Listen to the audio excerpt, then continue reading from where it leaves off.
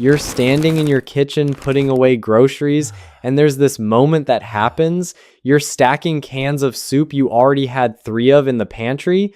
You're finding space for another jar of pasta sauce, even though you haven't finished the one you opened last week.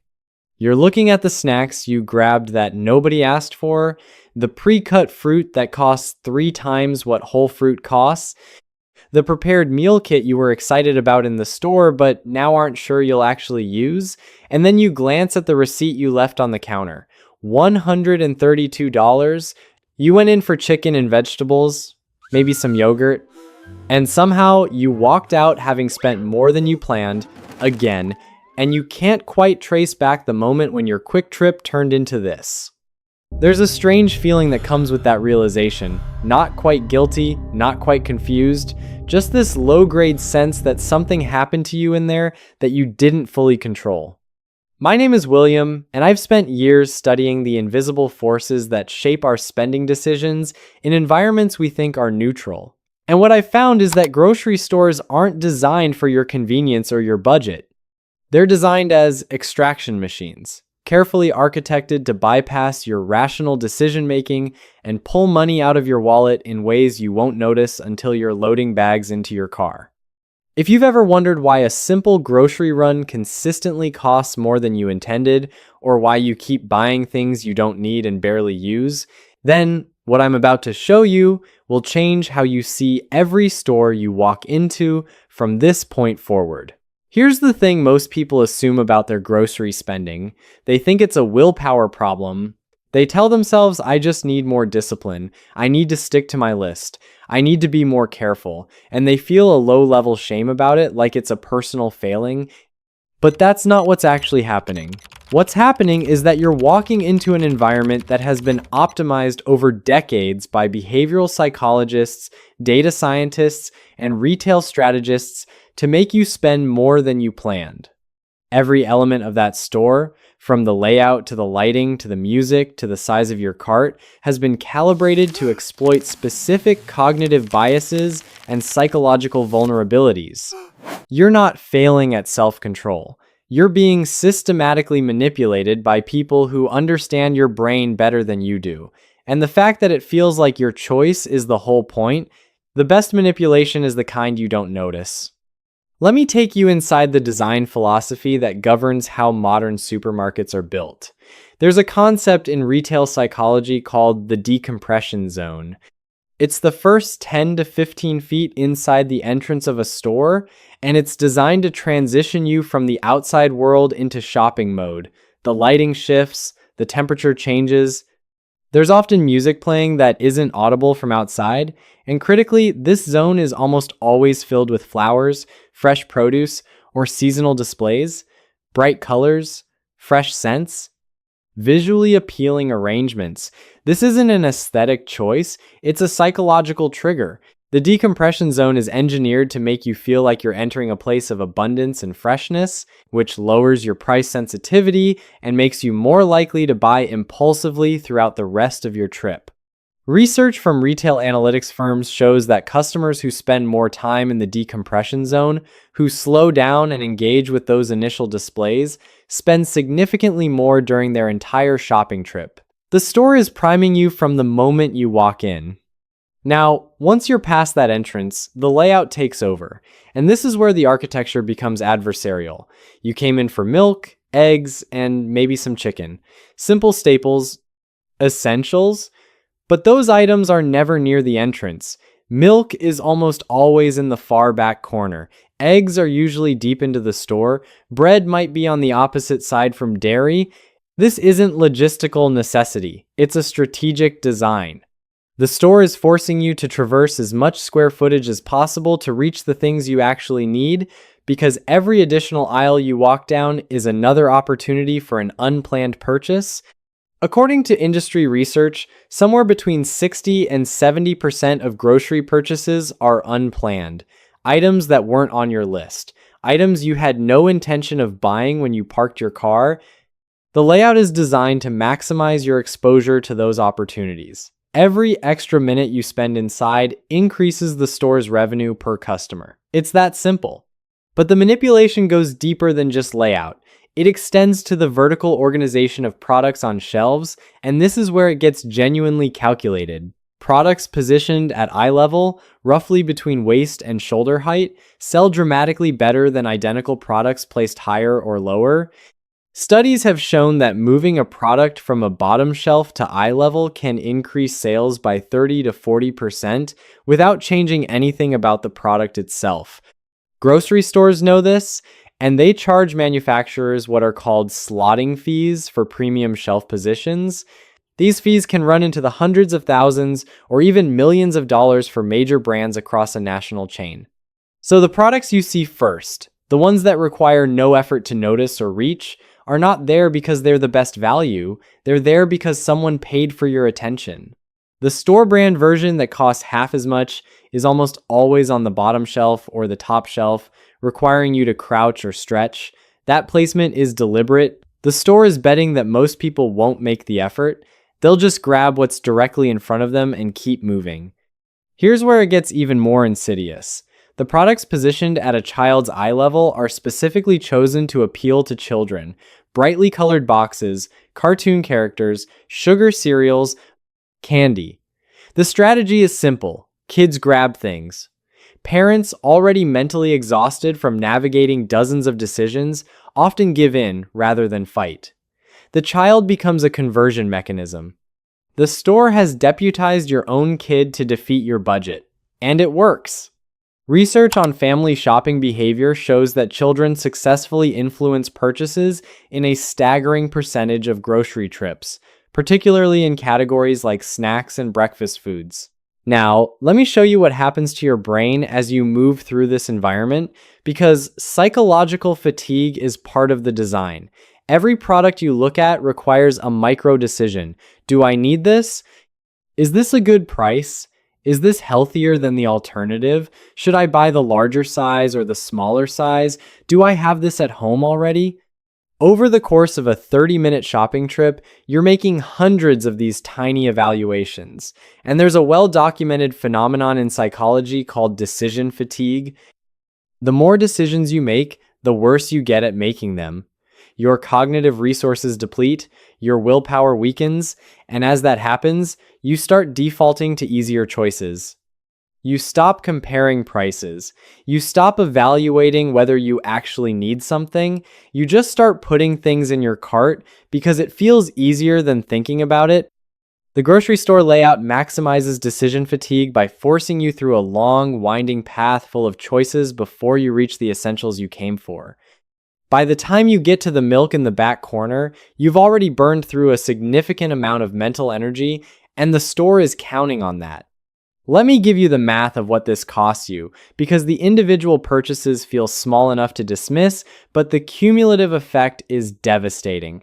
Let's say you go to the grocery store once a week, and let's say that each trip you spend an extra $25 on things that weren't on your list, and that you wouldn't buy if you had 24 hours to think about it. Impulse purchases, sale items that seemed like a good deal at the moment, prepared foods that looked convenient, snacks you grabbed while waiting in line. $25 per trip doesn't feel catastrophic at the moment. It's a few items. But over the course of a year, that's 52 trips. That's $1,300 in unplanned spending. Over 10 years, it's $13,000. Over 30 years, it's $39,000. But that's not the real cost. The real cost is the opportunity cost. If instead of spending that $25 per week on impulse purchases, you invested it in a basic index fund earning an average of 8% annually, here's what happens. After 10 years, you'd have about $19,000. After 20 years, you'd have $63,000. After 30 years, you'd have $153,000. Let me say that again. The difference between impulse spending $25 a week at the grocery store and investing that same money is $153,000 over 30 years. That's not a rounding error. That's a down payment on a house. That's financial security in retirement. That's freedom. And it's being drained away one rotisserie chicken and one checkout lane candy bar at a time. Here's the identity shift that needs to happen. Right now, you probably see yourself as a reasonably disciplined shopper who occasionally picks up a few extra things. That identity feels accurate because you're comparing yourself to people who seem even less disciplined, but there's a different way to frame it. Every time you walk into a grocery store without a clear plan and a commitment to execute it, you're entering an environment specifically designed to separate you from your money. The store has teams of people whose entire job is to study your behavior, identify your weaknesses, and architect the space to exploit those weaknesses. You're not shopping, you're being hunted. And the only way to stop losing is to see the game clearly and refuse to play by their rules. Now, the store uses one more weapon that's worth understanding, and it's borrowed directly from casino design. If you've ever been in a casino, you've probably noticed there are no clocks on the walls and no windows. That's intentional. Casinos don't want you to have any sense of how long you've been there, because time awareness creates urgency, and urgency leads to leaving. Grocery stores have adopted the same principle. Walk through your supermarket and try to find a clock. You won't. Look for windows to the outside. In most modern grocery stores, there aren't any. The store wants you in a timeless bubble where you lose track of how long you've been wandering the aisles, because the longer you stay, the more you spend. They control the lighting to make the space feel comfortable and to highlight products strategically. Brighter, whiter light in the pharmacy and cleaning sections to convey sterility and trust. Warmer, softer light in the bakery, and prepared food sections to trigger comfort and appetite. They control the music. Research has consistently shown that slower tempo music makes shoppers move more slowly through the store and spend more time browsing. One study found that slow background music increased average sales by nearly 40% compared to faster music. Even the scent in the store is weaponized. The smell of fresh baked bread near the entrance isn't accidental. It triggers hunger, which increases food purchases across all categories. The misting systems on the produce aren't primarily about keeping vegetables fresh. They make produce look more vibrant and appealing, which drives impulse buying in that section. And then there's the final gauntlet, the checkout lane. This is perhaps the most ruthlessly optimized section of the entire store. The lanes are deliberately narrow, trapping you in a confined space surrounded by high-margin impulse items, candy, magazines, gum, cold drinks, batteries, gift cards.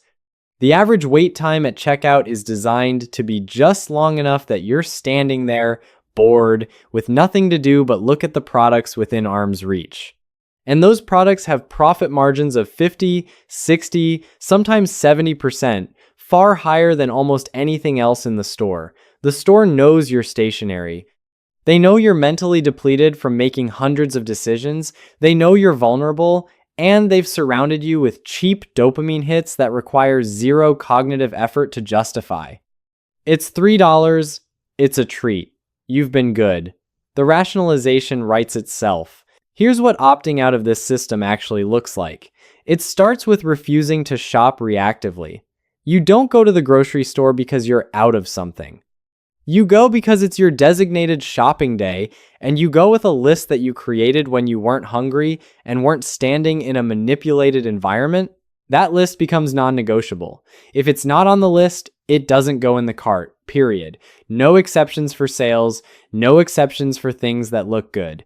The list is the strategy, and you execute the strategy without deviation. You also time your trips strategically. Never shop when you're hungry. Research has definitively shown that hungry shoppers buy significantly more, particularly high-calorie, high-margin processed foods. Eat before you go. Make it a rule. You enter the store with a clear route planned based on your list, and you move through that route with purpose. No wandering, no browsing. You're not there to explore. You're there to execute a transaction and leave. You train yourself to look up and down at shelves, not just straight ahead. The eye-level products are the expensive products. The better values are almost always above your natural sightline or below it. The store is counting on you not to crouch or reach. Do it anyway, and critically, you avoid the center aisles whenever possible. The perimeter of most grocery stores is where the whole foods are. Produce, meat, dairy, eggs. The center aisles are where the processed, high-margin products live. If your list doesn't require something from the center, don't walk through it. Every aisle you skip is money you keep. Now here's the part that makes this feel difficult. When you start shopping this way, when you refuse to participate in the impulse economy, you'll notice something uncomfortable. Shopping becomes less entertaining. It's no longer a leisure activity, it's a task. And our culture has conditioned us to see shopping, even grocery shopping, as a form of recreation. Something to do when you're bored, a way to treat yourself. But that framing is exactly what keeps you broke. Shopping is not entertainment, it's a financial transaction. And every dollar you spend on something you didn't plan to buy is a dollar you're not investing, not saving, not using to build actual security. The temporary pleasure of the impulse purchase is costing you long-term freedom. Once you see that trade-off clearly, the choice becomes easier. Let me tell you about someone I know. I'll call her Lisa. A few years ago, Lisa was spending about $600 a month on groceries for her family of 3. She thought that was reasonable.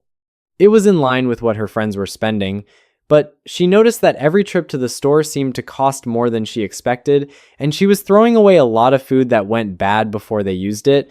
So she tried something different. She started planning a weekly menu on Sunday, every meal for the week. Then she built her grocery list based exactly on what she needed for those meals, plus staples they were actually out of. No guessing, no we might need this, just the specific items required. She started shopping once a week, always after eating lunch, always with her list on her phone, and she made a rule. If it wasn't on the list, it didn't get purchased. No exceptions. The first few trips felt strange. She'd see sale items that seemed like good deals and have to actively stop herself from grabbing them. She'd walk past the bakery section and feel the pull to get something fresh, and she'd have to remind herself it wasn't on the list. But after about a month, something shifted. Shopping stopped being an experience and became a simple execution. She'd get in, get what she needed, and get out. Her average grocery bill dropped to about $420 a month. She was spending $180 less, and critically, she wasn't eating any worse. If anything, they were eating better because she was cooking from a plan instead of improvising with whatever random ingredients she'd grabbed. Over the course of a year, that saved her $2,160. She took that money and put it toward paying off her car loan early, which saved her even more in interest. The entire trajectory of her finances shifted because she stopped letting the grocery store dictate her behavior. Here's the deeper truth that connects to everything else in your financial life. The grocery store is training you to be impulsive. Every time you give into an unplanned purchase, every time you grab something because it looked good or seemed like a deal, you're reinforcing a pattern of reactive spending. And that pattern doesn't stay contained to the grocery store. It bleeds into every other area of your financial life. You become someone who sees something and buys it without evaluating whether it serves your larger goals. You become someone who prioritizes immediate gratification over future security. The grocery store is where most people practice this behavior multiple times a week. It's where the habit gets built. And breaking that habit, learning to stick to a plan even when you're surrounded by temptation, is one of the most valuable financial skills you can develop. Because once you can do it in a grocery store, you can do it everywhere else. You can walk past the sale at the clothing store. You can resist upgrading your phone when the new model comes out. You can delay gratification because you've trained yourself to see the long-term cost of short-term impulses. The final piece of this is understanding what you're actually protecting when you resist the grocery store's manipulation. You're not just saving money. You're protecting your ability to make bigger, more important decisions from a position of strength instead of scarcity. The person who bleeds $2,000 a year on grocery impulse purchases is the same person who can't afford to take a risk on a better job because they don't have any financial cushion. The person who can't negotiate their salary effectively because they're always 2 paychecks away from trouble. The person who can't invest in their future because all their money is going to consumption they didn't plan for. Every small leak compounds into a massive structural weakness. And the grocery store is one of the biggest leaks for most households. 10 years from now, you're going to look back on your financial decisions and you're going to realize that the big moments, the career changes, the investment choices, the major purchases, those mattered. But you're also going to realize that the small, repeated behaviors mattered just as much. The discipline you practiced every week at the grocery store, the impulses you resisted, the money you redirected toward your future instead of spending it on things you forgot about 3 days later, that consistency, that quiet refusal to be manipulated, is what built your foundation. The grocery store is designed to make you lose, but only if you play their game. The moment you see the game clearly, the moment you stop treating shopping as a neutral activity and start treating it as a strategic transaction, you take back control. You stop funding their quarterly earnings with your future security, and you start building something real, one disciplined grocery trip at a time.